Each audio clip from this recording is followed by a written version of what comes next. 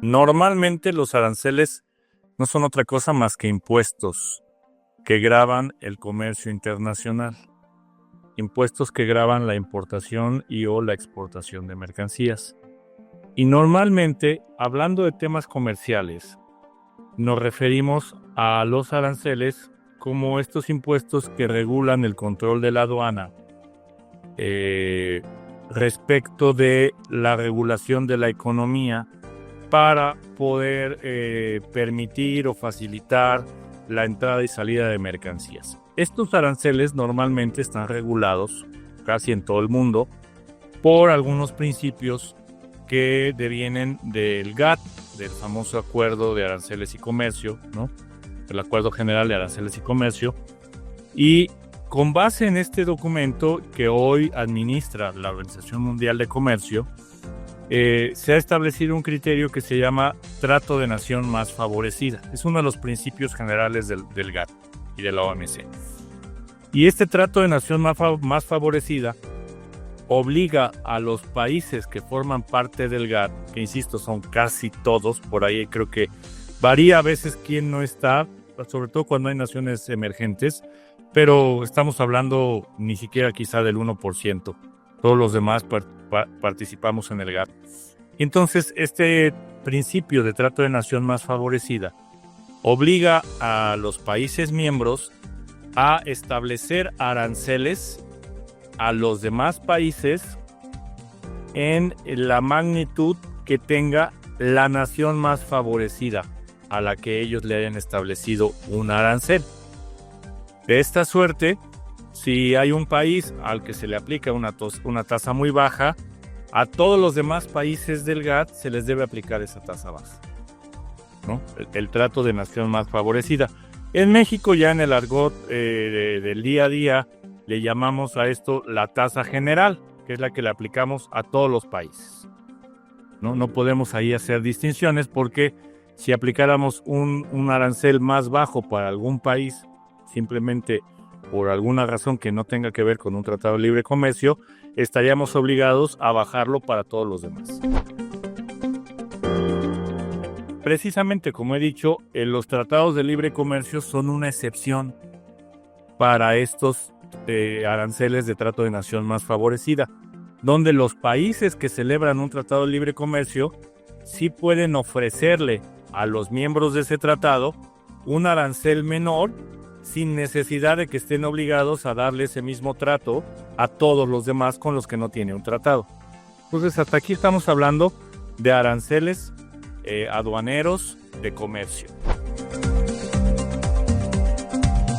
Pero también existen aranceles que gravan la entrada y salida de mercancías con un propósito completamente extrafiscal, extraaduanero, extracomercial, más bien con un cariz, con una meta, un fin de seguridad nacional o un fin de protección en materia de seguridad.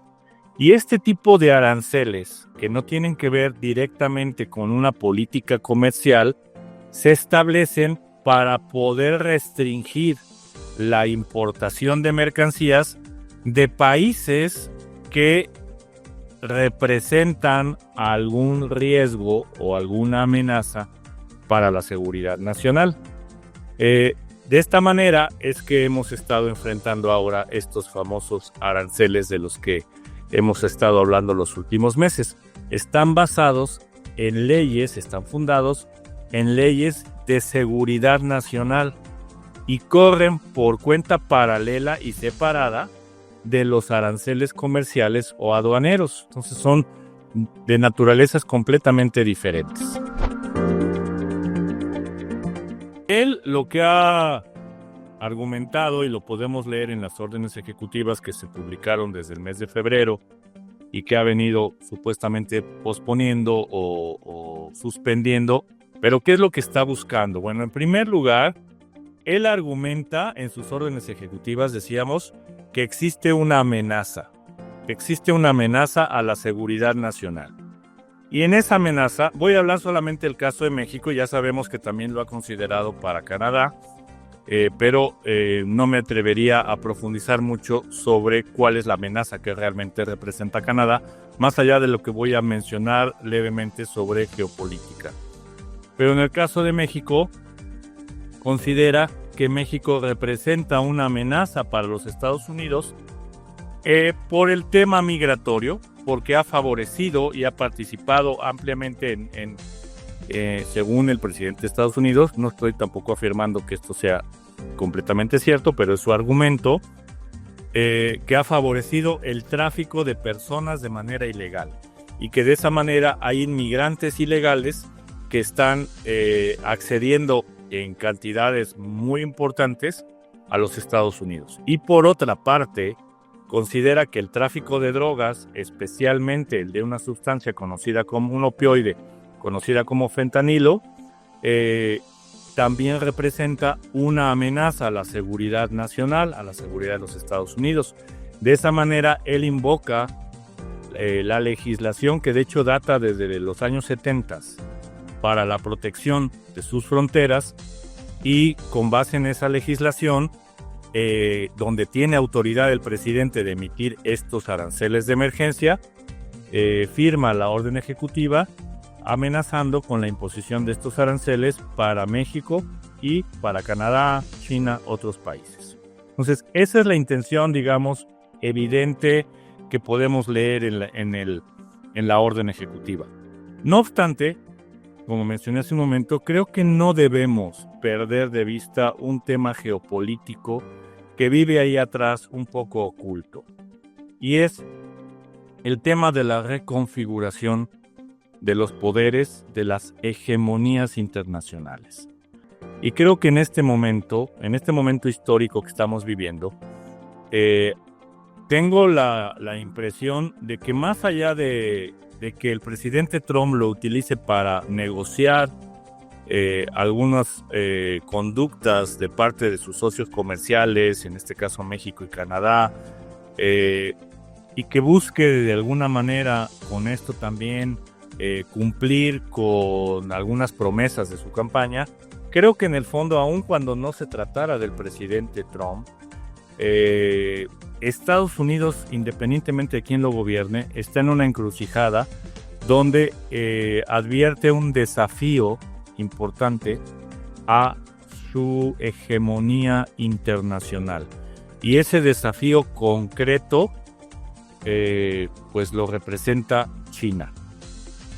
China ha alcanzado un poder económico, militar, incluso ya social a nivel internacional, que puede comenzar a debatir con Estados Unidos sobre el control de muchos aspectos de la organización internacional.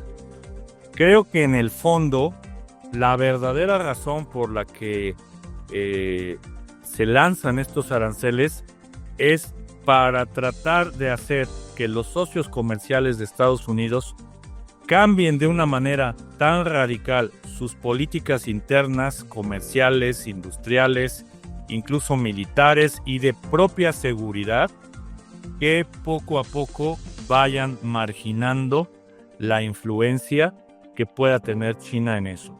Y me atrevo a decir que tanto las actividades legales como las actividades ilegales.